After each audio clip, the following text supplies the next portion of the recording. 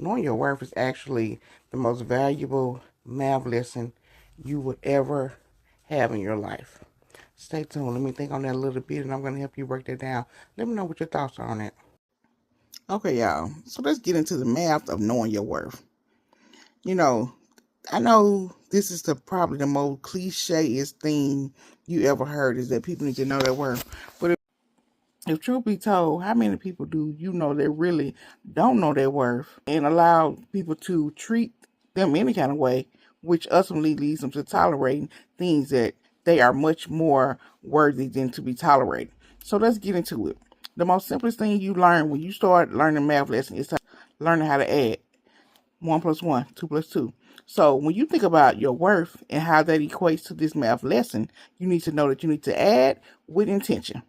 What does that mean? You need to add with what aligns, not with what distracts you. So in the season that you're in or where you're going, you need to understand that this season requires discernment, not busyness. So how are you going to add with intention if you're so busy being busy that you don't have the understanding or the discernment of what is aligning to you, or are you just adding something that's going to ultimately distract you? Now stay with me.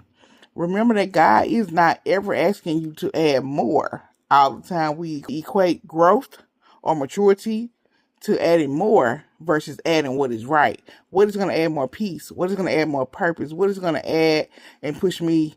What is going to add more motivation to push me to what God's plan is for me? So think about it like that. I always add with intention. I always subtract with confidence. If it got to go, let it flow.